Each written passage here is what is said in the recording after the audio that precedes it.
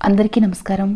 ఇప్పుడంటే రకరకాల పద్ధతుల్లో చికెన్ కర్రీలు చేస్తున్నాం, కానీ వెనకటి రోజుల్లో మాత్రం చికెన్ కర్రీని చాలా సింపుల్ పద్ధతిలో చేసేవాళ్ళు. అయితే ఈరోజు మన సబ్స్క్రైబర్స్లో ఒకరు అడిగిన ఈ వెనకటి పద్ధతిలో చేసే కోడి కూర ఎలా చేయాలో ఇప్పుడు చూసేద్దాం. దీనికోసం మసాలా ప్రిపేర్ చేసుకోవడానికి స్టవ్ ఆన్ చేసుకుని ఈ మాత్రం సైజులో ఉండే ఎండు కొబ్బరి చిప్పని తీసుకోవాలి. ఇక్కడ నేను తీసుకున్న చికెన్ 1.5 కిలో వరకు ఉంది కాబట్టి నేను ఈ మాత్రం సైజుది తీసుకున్నాను. మనకి కావలసిన గ్రేవీకి తగ్గట్టు మసాలాలని ప్రిపేర్ చేసుకోవాలి. ఇది ఈ మాత్రం కాలిన తర్వాత స్టవ్ ఆఫ్ చేసి దీన్ని పూర్తిగా చల్లారనిచ్చి ముక్కలుగా కట్ చేసి రెడీ చేసుకోవాలి. ఇప్పుడు 2 టేబుల్ స్పూన్ల వరకు గసగసాలు తీసుకుని ఇలా కొన్ని నీళ్లు వేసి అరగంట పాటు నానబెట్టుకోవాలి. అలాగే మనం కాల్చుకున్న కొబ్బరి ముక్కలు కూడా ఇందులో వేసి వీటిని కూడా కొద్దిసేపు నాననివ్వాలి. ఇలా నానబెట్టుకున్నట్లయితే ఇది చక్కగా గ్రైండ్ అవుతుంది. తర్వాత స్టవ్ మీద ప్యాన్లో 3 స్పూన్ల ధనియాలు, 1 స్పూను జీలకర్ర, 1 స్పూను మిరియాలు, కొద్దిగా దాల్చిన చెక్క, 5-6 లవంగాలు, 10 వరకు యాలకులు వేసి మంట లో ఫ్లేమ్లో ఉంచి 2-3 నిమిషాల పాటు కలుపుతూ వేయించుకోవాలి. మీకు ఇష్టమైతే 2 అనాస పువ్వు రేకులు కూడా వేసుకోవచ్చు. ఇక్కడ నేను బేసిక్ మసాలాతో చేసి చూపిస్తున్నాను కాబట్టి వేయట్లేదు. అయితే వీటిని మరీ ఓవర్గా ఫ్రై చేసేయకుండా మనం గ్రైండ్ చేసినప్పుడు ఈజీగా గ్రైండ్ అయ్యేలా వేయించుకుంటే సరిపోతుంది.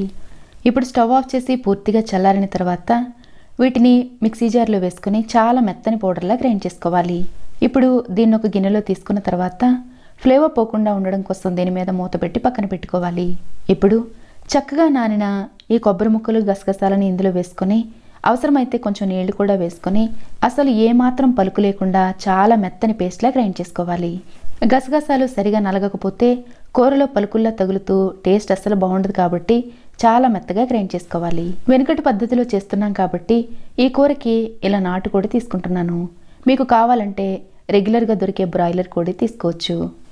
ఇక్కడ నేను తీసుకున్న ఈ చికెన్ దాదాపు 1.5 కిలో వరకు ఉంటుంది. చక్కగా కడిగి క్లీన్ చేసుకుని అస్సలు నీళ్ళేమీ లేకుండా వడకట్టి పక్కన పెట్టుకున్న తర్వాత స్టవ్ మీద అడుగు మందంగా ఉండే కడాయిని పెట్టుకోవాలి. మన తెలుగు వాళ్ళు ఎక్కువగా పల్లి నూనెనే వాడతారు కాబట్టి ఈ కూరకి ఈ నూనె అయితేనే బాగుంటుంది. అరకప్పు కంటే కాస్త ఎక్కువే నూనె వేసుకున్న తర్వాత 3 మీడియం సైజు ఉల్లిపాయలని సన్నగా కట్ చేసిన ముక్కలు, తినే కారానికి తగ్గట్టు 10 వరకు పచ్చిమిర్చీలను కట్ చేసిన ముక్కలు, కొద్దిగా కరివేపాకు వేసి మంట మీడియం ఫ్లేమ్లో ఉంచి కలుపుతూ వేయించుకోవాలి. ఇలా 1 నిమిషం పాటు కలిపిన తర్వాత ఉల్లిపాయలు త్వరగా మగ్గడం కోసం రుచికి సరిపడా ఉప్పు కూడా వేసుకోవాలి.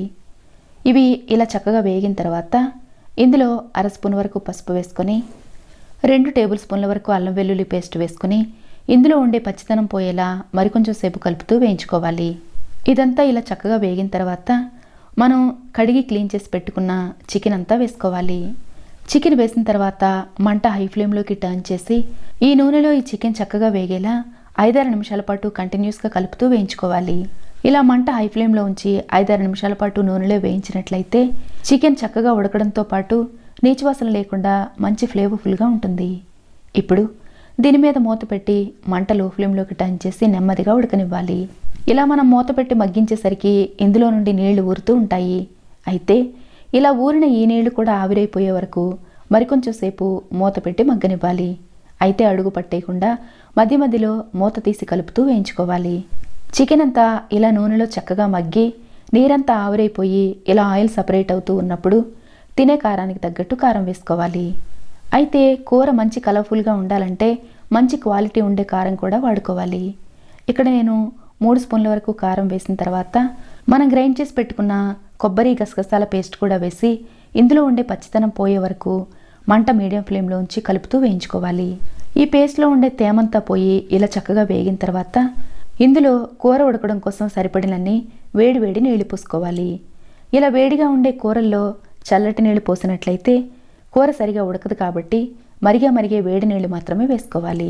ఇక్కడ మనం నాటుకోడి తీసుకున్నాం కాబట్టి ఈ కూర ఉడకడానికి కొంచెం నీళ్లు ఎక్కువే పడతాయి. ఇలా ముక్కలు మునిగే వరకు నీళ్లు పోసుకొని ఒకసారి బాగా కలిపి టేస్ట్ ఎలా ఉందో చెక్ చేసుకుని ఇదే స్టేజ్లో ఉప్పు కారం లాంటివన్నీ అడ్జస్ట్ చేసుకోవచ్చు. ఇప్పుడు మూత పెట్టి మంట లో ఫ్లేమ్లోకి టర్న్ చేసి దాదాపు 20 నిమిషాల పాటు ఉడికించుకోవాలి. 20 నిమిషాల పాటు ఉడికిన తర్వాత మూత తీసి ఒకసారి కలిపి మనం గ్రైండ్ చేసి పెట్టుకున్న మసాలా పొడి వేసుకోవాలి. ఇప్పుడు కూరంతా బాగా కలిపిన తర్వాత మీకు ఇంకా గ్రేవీగా కావాలి అంటే మరికొన్ని వేడి నీళ్లు వేసుకోవచ్చు. మసాలా పొడి వేసిన తర్వాత మూత పెట్టి మంట లో ఫ్లేమ్లో ఉంచి 5-6 నిమిషాల పాటు ఉడికించి ముక్క ఎలా ఉడికిందో చెక్ చేసుకుని చక్కగా ఉడికిన ఈ కూరని స్టవ్ ఆఫ్ చేసుకుని వేడివేడిగా సర్వ్ చేసుకోవడమే. నూనె తక్కువ కాకుండా సరిపడినంత వేసుకోవడంతో పాటు ఉప్పు కారాలన్నీ కూడా సరిగ్గా వేసుకొని చెప్పిన టిప్స్ అన్ని ఫాలో అవుతూ ట్రై చేసినట్లయితే ఈ కూర చాలా చాలా రుచిగా ఉంటుంది. మంచి ఫ్లేవర్తో చక్కటి గ్రేవీతో ఎంతో రుచిగా ఉండే ఈ కూర రైస్, పులావ్, రోటీ, జొన్న రొట్టెలు, రాగి సంగటి లాంటి వాటితో అసలు వేటితో సర్వ్ చేసుకున్నా కానీ చాలా చాలా బాగుంటుంది. చాలా సింపుల్ పద్ధతిలో చేసే ఈ వెనుకటి తరం కూర మీకు నచ్చినట్లయితే లైక్ చేయడం మర్చిపోకండి. Thanks for watching.